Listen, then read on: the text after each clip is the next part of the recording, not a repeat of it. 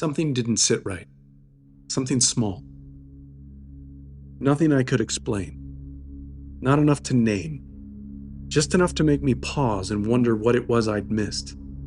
Something I might have noticed if I had been listening closer. At first, I told myself it was grief, fatigue, the weight of losing someone we loved too young. Then there was more, and more. Then it was everything. This is the story of what I thought I understood, and what I learned when it was too late to put anything back. You're listening to tonight's Terror, original horror stories to hear in the dark. Subscribe and share if you're a fan. And now, tonight's story. I don't remember the day Carrie died very well. What I can recall is sitting at our kitchen table while my wife made phone calls upstairs. I heard the refrigerator. It clicked on and off like it always had, but it felt louder than it should have been, like something was wrong with it. Things didn't fall apart so much as they shifted. Small changes. My wife and I moved slower. We talked less. We apologized for everything.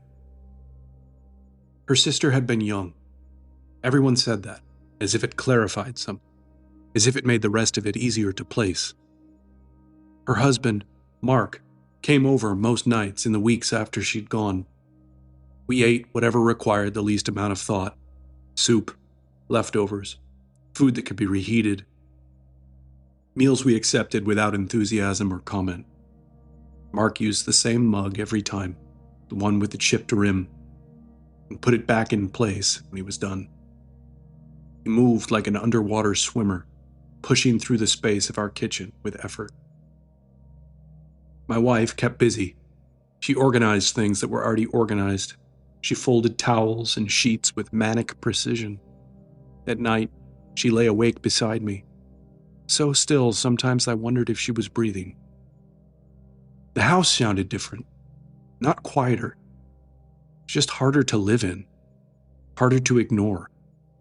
Pipes, floors, the refrigerator again. They filled the silence we'd made. I started noticing how long sounds stayed in the air after they should have dropped away. Just days before it happened, life had felt settled and predictable. We were all close in age, and the couple friendship had come easily. My wife, Campbell, had folded Carrie and Mark into our lives seamlessly after they'd married. It had been years, and it was hard to imagine a future without our tight, familiar group. I loved Carrie like a real sister. After she married Mark, he became one of my closest friends. Campbell's and Carrie's parents had passed away years earlier, and the two of them had grown closer in the wake of that loss. It was a good family, one I felt lucky to be a part of. We spent holidays together. We watched each other's pets. We jumped in on one another's home improvement projects. It isn't easy to make good friends in your 30s. Looking back on those years now, I feel only gratitude. It was late afternoon, about a month after Carrie's funeral, when I saw his truck. The sun was already dropping when Mark's blue pickup appeared in our driveway. His and Carrie's place was only a quarter-mile away, but in winter we always drove. January in New Hampshire isn't forgiving. "Campbell," I called up the stairs. "Mark's car is here. Did he come in?" I knew she was in our bedroom reading, or at least holding a book the way I'd seen her doing lately. After a pause, her voice floated down. "No, I don't think so." I wiped condensation from the window and leaned closer. Mark was still in the truck. He sat motionless behind the wheel, his hands folded in his lap. I couldn't see his face, but he appeared to be staring straight ahead at our closed garage door. "What's he doing?" Campbell asked. She had come down and stood close, her voice low, near my ear as she leaned in to look. Her cheek brushed my shoulder. It struck me that I couldn't remember the last time we'd touched. For weeks, we'd been moving through the house like guests, careful not to disturb anything, or each other. "I don't know," I said. "He's just sitting there." How long has he been there? There was a tremor in her voice. We hadn't talked much about Mark since it happened. Not really. I knew Campbell was terrified of what his life would look like now. Whether he would move away, whether he would still want to see us, whether he would start drinking again. I let the curtain fall back into place. I don't know. I just noticed him now, I said, apologetic without meaning to be. Campbell exhaled slowly. Tears were already gathering in her eyes. Go out and sit with him, she said. She settled onto the couch and pulled our black and white cat Marble onto her lap. Please, Matthew. She had been calling me Matthew lately instead of Matt. I wasn't sure why. Maybe she was reminding herself of who I was, who she still hoped I'd be. I pulled on my boots and coat and stepped out through the mudroom door. Snow stirred and blew across the driveway. I closed the door behind me and walked to his truck. The passenger door was unlocked and I climbed in. Mark's eyes shifted to me and he nodded. I shivered theatrically to fill the silence. What's up, man? I asked. Mark tilted his head up, looking at nothing in particular. I went to the store. I saw the pet stuff and remembered you guys saying you were low on cat litter for Marble. I grabbed some, he said softly. I glanced into the back seat at the yellow plastic bin emblazoned with a tiger-striped cat. Thanks. You didn't have to do that, I said. As soon as I'd spoke, I knew I'd fumbled the chance to let him feel good about doing us a favor. We were low, though. Thanks, I added quickly. You know, Mark began. For a minute there in the store, I was on autopilot or something. I genuinely forgot about Carrie for a minute and just thought I'd stop over here with the litter. Then I got here. I pulled in and I saw the pergola. His voice was thin and tired. The pergola was an infamous project the four of us had undertaken 2 years earlier. A month of weekends, 1 broken ankle, and at least 20 trips to Home Depot. It stood in our side yard now, complete and snow-covered, a monument to our friendship. Pretty rotten, though, huh? He said. Forgot about Carrie.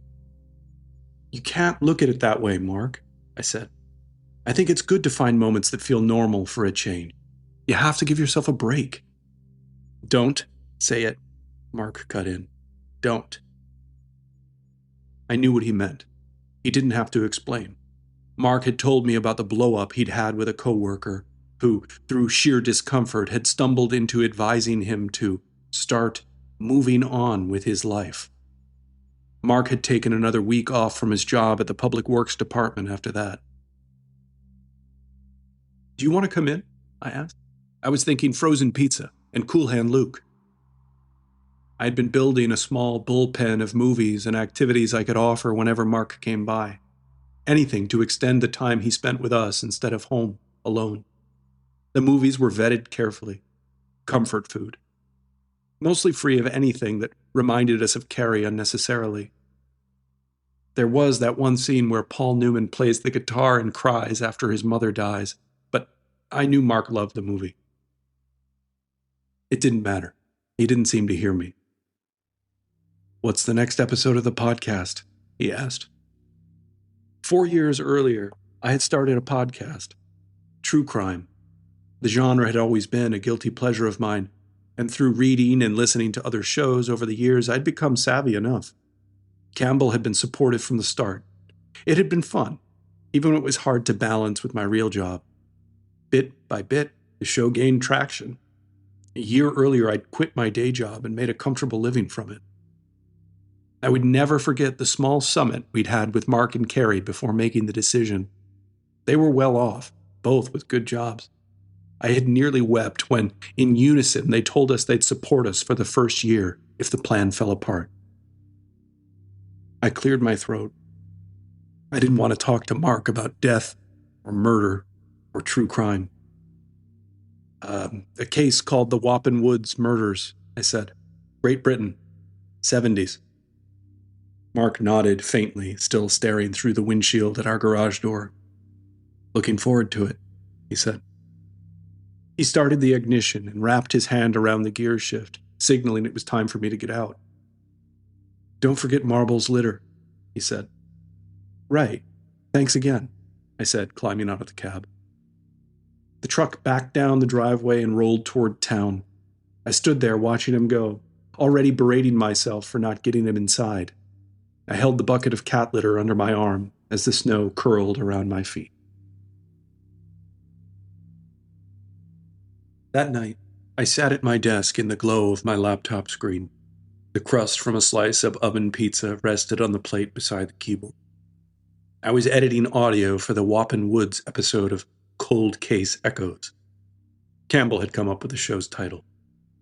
We had more than 150,000 subscribers.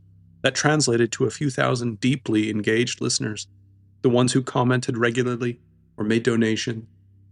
Paired with ad revenue, it had made the show a financial success. It was a relief to have never needed to take Carrie and Mark up on their offer to bail us out. The production work was time-consuming and rarely enjoyable, but it was necessary. I'd released only one episode since Carrie's death, and that was because it had been nearly finished before it happened. Returning to the work, police records and interviews with grieving family members felt torturous. I'd built up a callous to the grim details over the years, and I worked through the material now with a practiced, sanitized distance. I hope that didn't come through to listeners, but I didn't think I could lean in the way I used to. Not yet. My mind was trained to look for crime wherever I went. I was grateful when Carrie's cause of death had been ruled straightforward and unsuspicious. Heart failure. Shocking at her age and devastating, but not criminal. Campbell remembered an aunt who had died young under similar circumstances. We'd already scheduled an appointment for her to see a cardiologist. I'd been hunting for an audio clip and coming up empty for 5 minutes, and I decided to take a break. I leaned back in my chair and rubbed the blue light from my eyes. I listened. The house was quiet. I found myself hoping to hear Campbell moving around, watching something, maybe even laughing. I didn't. I clicked over to the dashboard I used to manage Cold Case Echoes. Whenever I wanted to procrastinate, I checked listener metrics or read comments. I responded when people asked questions and hit the thumbs up reaction so they knew I was paying attention. There was a new comment from a listener I recognized immediately. Deluge 48. He'd been around since the early days. We'd messaged many times over the years. Deluge 48 was a retired cop named Bill. His comment read, "Great episode. I have to know what you were up to with the funky audio edits this time. I can't figure it out." I frowned at the screen.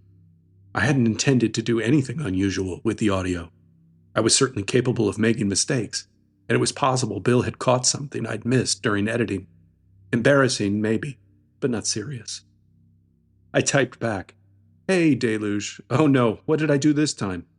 I didn't mean to include any special effects. What did you hear? Hit me with a timestamp." The next few minutes passed as I deleted emails and paid our cell phone bill. When I refreshed the page, I saw that Deluge had reacted to my comment with a laughing emoji, but there was no reply. Still confused, and a little annoyed to not know what I'd screwed up, I closed the laptop and went to look for Campbell. I found her downstairs on the couch.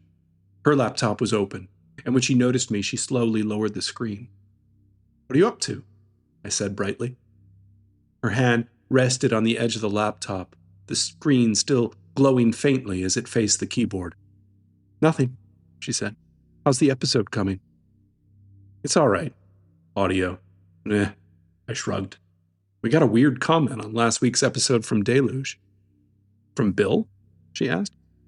"Yeah. He said he heard something strange, that he thought I'd slipped into the mix, but I didn't. I asked him what he meant, and he didn't answer." Campbell raised her eyebrows and frowned. "You shopping?" I asked, nodding toward the computer. She didn't look at me. A strange pause settled between us. She opened the laptop and turned it toward me. The landing page for our home security system filled the screen. We had a doorbell camera, one in the garage, and one in the backyard.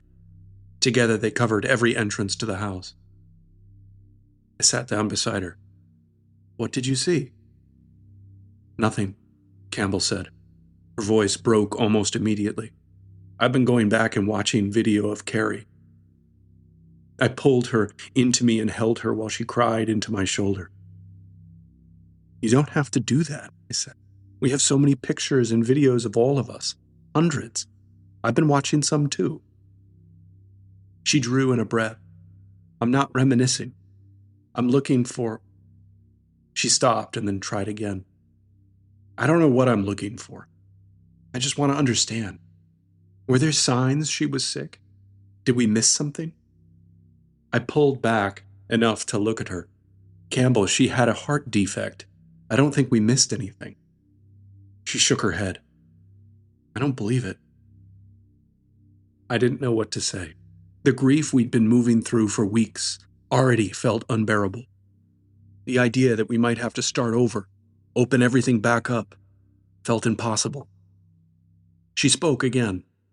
"I feel bad. Mark caught me watching some of it the other day when he was over to watch the game. I saw his face. He looked horrified. It was awful." I took her hand and tried to keep my voice steady. "I'm here for you, but people are trying to move forward. Mark has a great job with this city. He needs to keep it. I'm trying to keep the show going. You just said things have been going better at work since you went back. We can't stop." I braced for her to pull away, to yell, to leave the room. She didn't. She didn't respond at all. Her eyes drifted to the window. "There's supposed to be a lot of snow over the next few days," she said quietly. "Mark will be busy." Mark was a supervisor with Public Works. In winter, that meant plows, salt, and long hours. She was right. He would be tied up managing whatever went wrong once the storm hit. We went to bed that night without speaking again. We woke to snow drifting outside. I heard the plows early, rumbling up and down the street, carving ice and slush from the road. Their revolving yellow lights swept through bedroom windows in the gray of 5 a.m. Campbell was already out of bed when I opened my eyes. I could hear her in the kitchen making coffee. I reached down to the floor where I'd stowed my computer and opened it on my stomach. The first thing I checked was the comments section to see if Bill had answered my question. He hadn't. Then I saw his email. At 2 a.m. my time, I didn't know what time zone he lived in, Bill had sent a message with the subject line, "Who's that girl?" I opened it. "Matt, it's driving me nuts. I can't sort out what you're up to with that voice. I could barely hear it at first, so I went back and cranked the volume. It's at 20:51 and then again around 40 minutes. Is it supposed to be some effect that links to the case? Either way, really cool Easter egg for a long-time listener like me. Keep up the good work, even if you won't tell me." I couldn't get my earbuds in fast enough. Within seconds, I had the audio mix for the episode open on the screen. I skipped ahead to the 20-minute mark and turned the volume all the way up. I heard my own voice, the ambient drone beneath it. Everything sounded exactly the way it had when I edited the episode weeks early. The timer ticked forward toward 20:51. I closed my eyes and listened. At first there was nothing. Then, between and beneath my words, I heard it. A faint, wispy sound. It came and went. Then it gathered shape, something like a voice. Crying, almost whimpering. My eyes flew open, and I tore the earbuds out as if they were hot. The audio continued to play. My voice murmured on from the discarded headphones resting on the bedspread. I slapped the space bar to stop the recording and tried to slow my breathing. I felt violated. There was something in my recording I hadn't put there. I tried to reason it out. Something from outside? A stray sound from elsewhere in the house? I was meticulous about noise when I recorded, obsessive even. I took a breath and put the earbuds back in. I began isolating tracks, muting everything except my own voice. I played it again. The sound was still there. The first part was distorted. It broke apart into breath and static, but then something came through clearly. Look. The skin on the back of my neck tightened, and I gasped aloud. I knew that voice.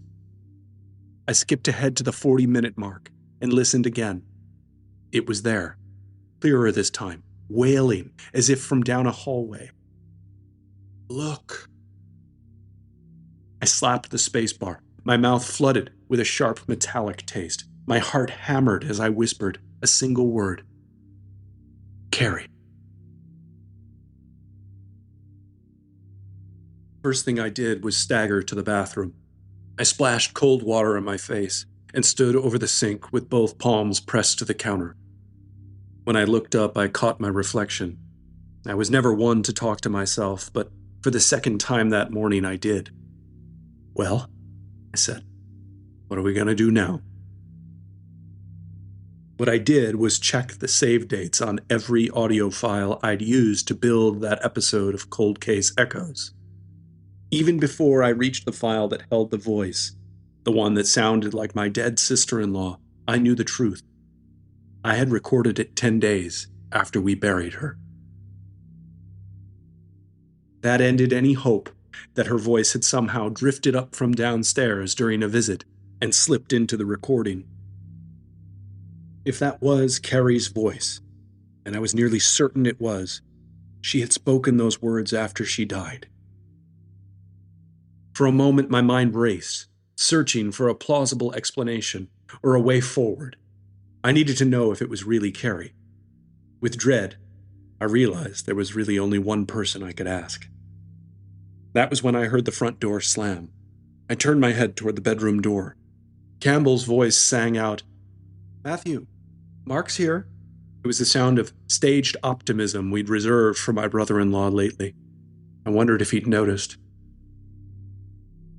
Downstairs, I found Campbell pouring Mark a cup of coffee. My stomach tightened as I saw him.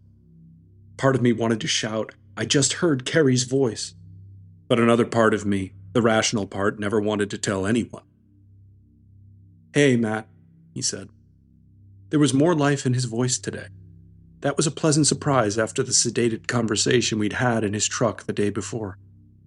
Marble sauntered in and stretched on the kitchen floor before gazing at us lazily. Then, in a moment familiar to any cat owner, she bolted from the room and tore up the stairs. We all laughed. "They call that the zoomies," Mark said. Then he actually smiled. It was miraculous. As I looked at him, I felt tears gather in the corner of my eyes and turned away before he could notice.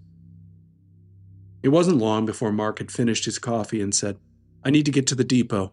It's a mess out there. Thanks, you two." He looked a bit sheepish and then added, "For everything." Campbell and I each hugged him and he left.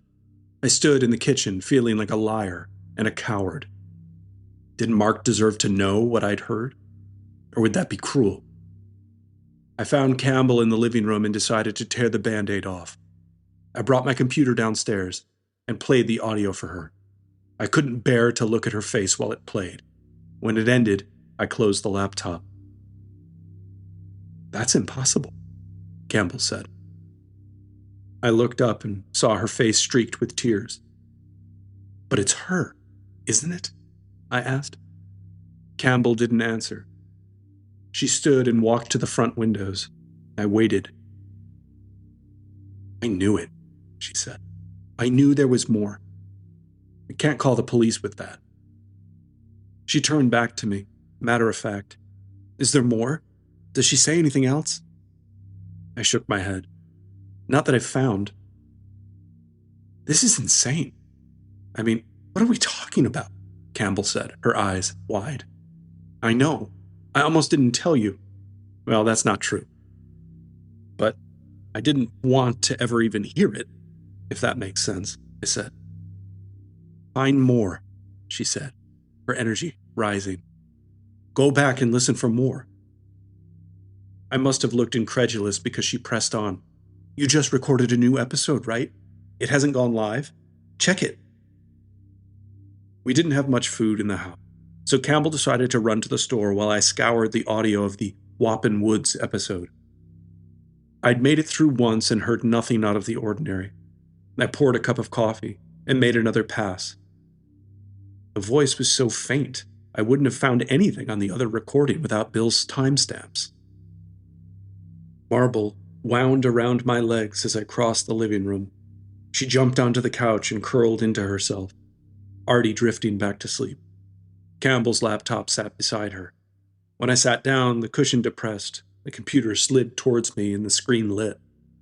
The security system app was still loaded. Recordings that hadn't been viewed were marked with orange dots. I could see Campbell had already watched many of them. Several days were cleared. Last night, the idea of my wife reviewing surveillance footage of her dead sister had seemed unhealthy. Today, it made sense. I scrolled farther back than Campbell had. I skipped past dates quickly. There was nothing on the backyard camera. No one had been out there for months. Carrie and Mark always used the garage and came through the mudroom. I focused on those feeds. I narrowed things further by skipping days I knew they hadn't visited, mostly work days. It took less than 15 minutes. Carrie wasn't in the clip, but I watched it anyway. It was Mark. I didn't remember this visit. He was alone. The footage showed him pausing just before entering the mudroom, looking down at something out of the frame. Marble appeared, climbing carefully from her litter box. She wiped her paws on the mat and walked toward him. As Mark moved toward the door, Marble rubbed against his leg and he stumbled. He turned and knelt as if to pet her. Then Mark grabbed her by the throat. Her body hung limply, suspended like a fish caught on a line. I felt a jolt of nausea. Without looking away from the screen, I laid my hand on Marble's back as she slept beside me. On the screen, Mark still had her by the neck. In one violent motion, he hurled her against the wall. She slid to the floor and scrambled away, wedging herself behind a plastic tote. The clip ended and the screen went black. Relief and rage hit me at once. I scooped Marble up and pressed her to my chest. She purred loudly. She seemed unharmed, at least physically. What unsettled me much more was how quickly everything else fell apart. In 30 seconds of footage, years of friendship felt like it was collapsing. Did I know who Mark was? Had I ever? I didn't know how someone could do that to an animal, let alone my best friend.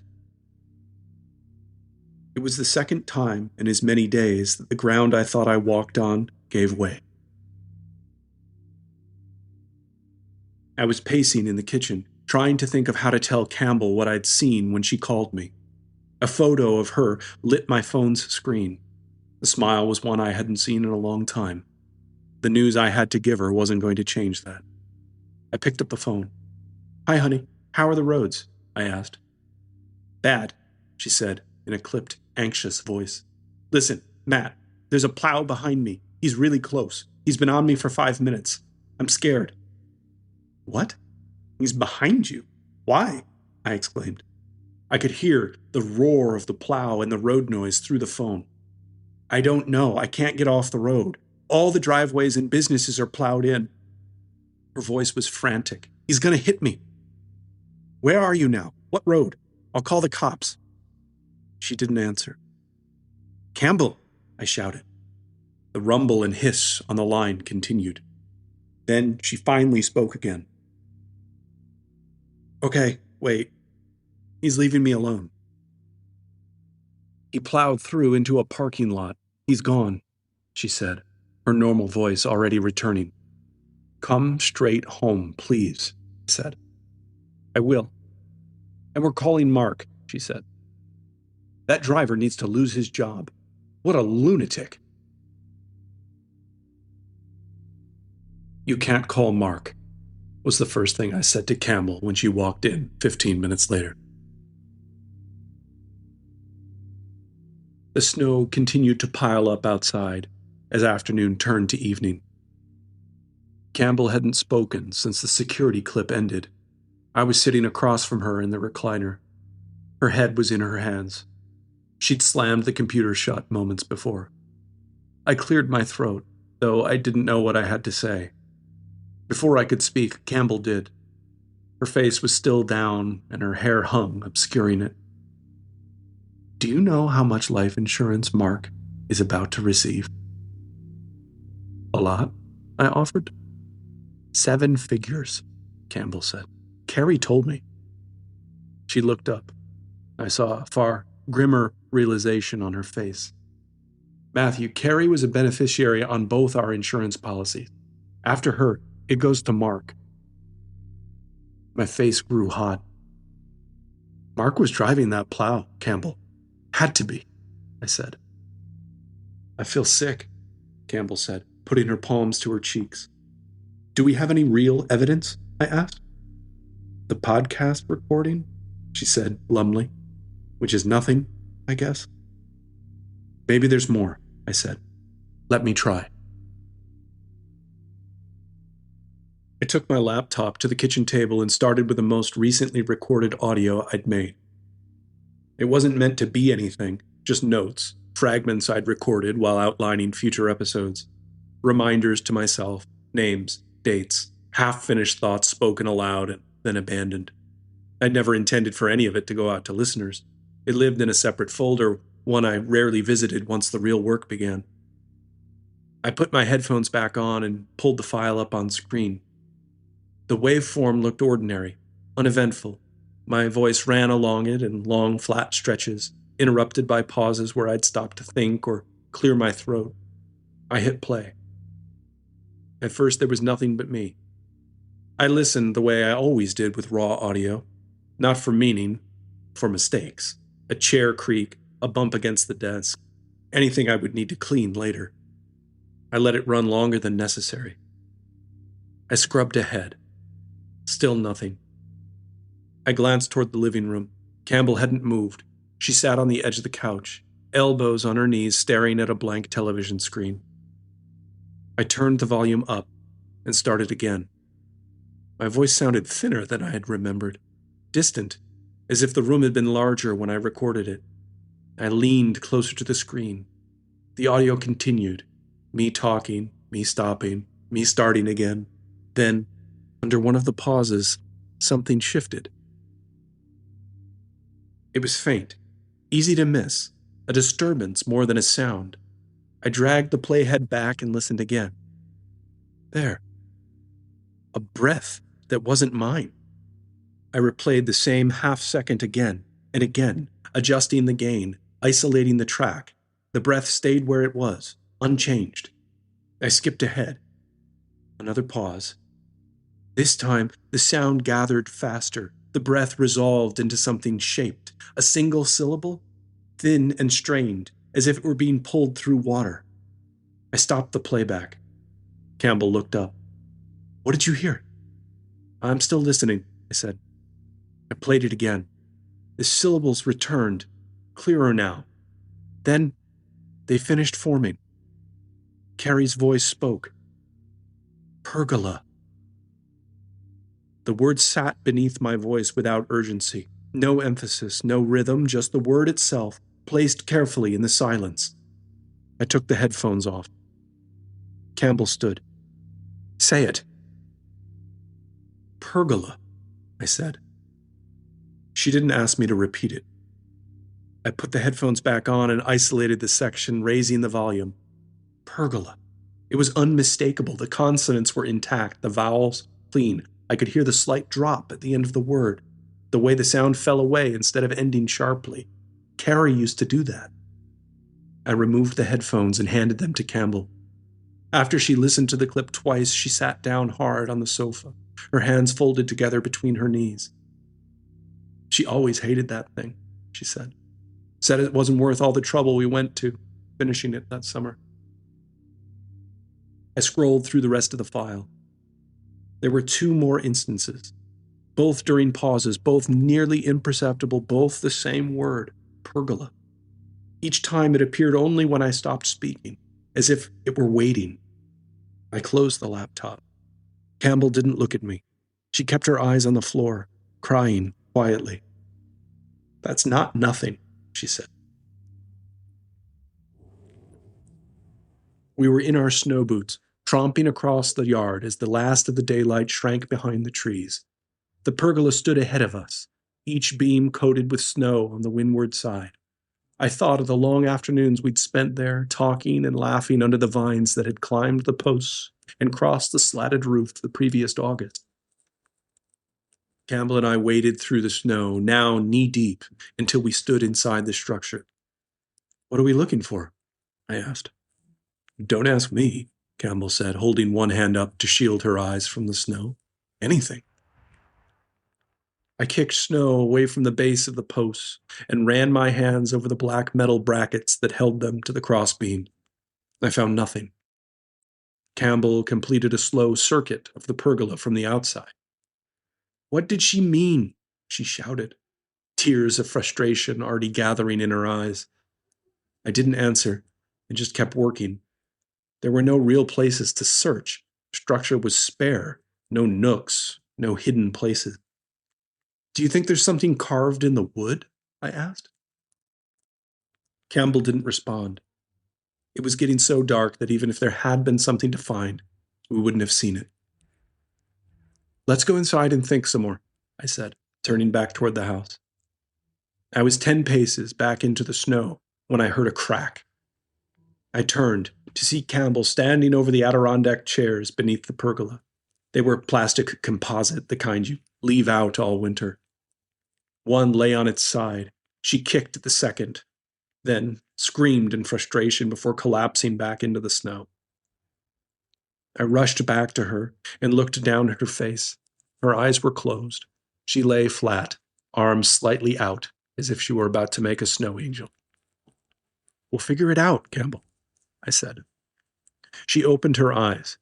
I reached out my hand, she took it, and I pulled her to a sitting position. But she didn't stand. She just stared past me. After a moment, I followed her gaze. Behind me, the overturned Adirondack chair lay half buried in the snow. On its underside, a Ziploc bag was taped in place with strips of black duct tape. I looked back at Campbell, stunned. She was already moving. In seconds, she tore the bag free and ripped it open. As snow drifted down around us, Campbell unfolded a single sheet of paper. "My sister Carrie and the lovely Matt. I hope you never read this letter. When spring comes, if everything is okay, and I'm just being paranoid, I'll sneak into your yard and take it back. But if you're reading this, I think it's because I'm dead. I don't know how to write what comes next without sounding dramatic, and that's part of the problem. I've been so afraid of being wrong, more afraid of that than anything else. I found out about his affair last fall. It was with a woman Mark works with. I won't write her name. I don't want it to matter. When I confronted him, he didn't deny it. He cried. He said it was over. He said he was ashamed. I believed him. We talked for hours, days, really. I told him I forgave him after he ended it. I meant it. I still mean it. What I haven't been able to say to him, or to anybody, is that something changed after that. He isn't violent. He hasn't threatened me. There isn't a single thing I can point to and say this is why I'm scared. That's what makes this so hard. It's just a feeling I can't shake. Like I see something now that I wasn't meant to see, and he knows it. Like he hates me for having found out. Not openly, not in words, just in the way the air feels when he's in the room. The way he looks at me when he thinks I'm not paying attention. I don't want to be the kind of person who ruins her life because she couldn't let something go. And I love my life. I love our house. I love the way things are supposed to be. I love the future I thought we were building. I don't want to give up on that over a fear I can't even prove is real. I decided to write this letter after I got sick twice in 1 week. Both times, it was after drinking tea Mark made for me. That sounds ridiculous even as I write it. Tea. He makes it for me all the time. He always has. But the timing stuck with me. The first time, I told myself it was nothing, a stomach bug, bad luck. The second time, I couldn't ignore the thought. If something does happen to me, if I get sick and don't come back from it, I need you to know this. It probably wasn't an accident. And if it wasn't an accident, it was probably Mark. And if it was Mark, I believe it was poison. I'm so sorry to even write that. I'm so sorry to put this on you. I love you both more than I can say. Please forgive me if I'm wrong. All my love, Carrie.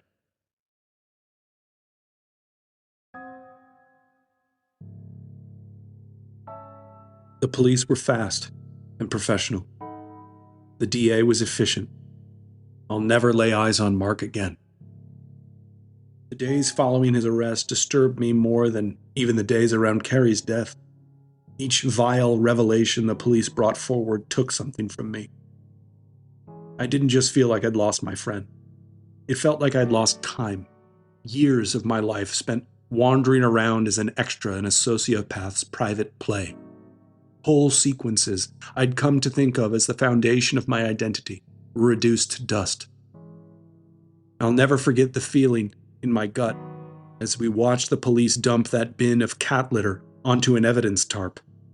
It only took seconds for the technician to point out the unnatural green shimmer of the poison Mark had intended for our cat.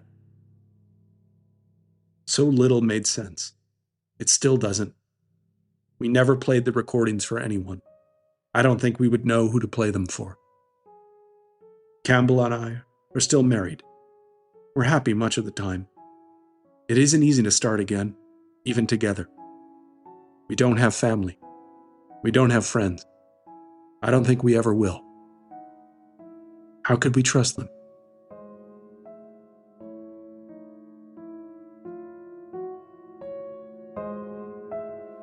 Thanks for listening to tonight's Terror. If you enjoyed the story, follow, rate, and review on your favorite podcast platform. It helps new listeners find the show. Visit tonightsterror.com for all our stories, merch, and more. Until next time, sleep well